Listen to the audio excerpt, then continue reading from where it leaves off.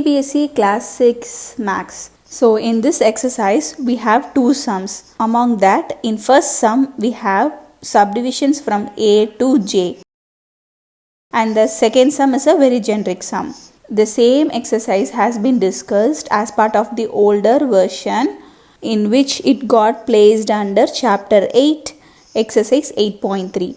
Both the exercises are same like number of sums, even the sums value, everything is same. So if you want to know about this exercise, you can directly refer to that video.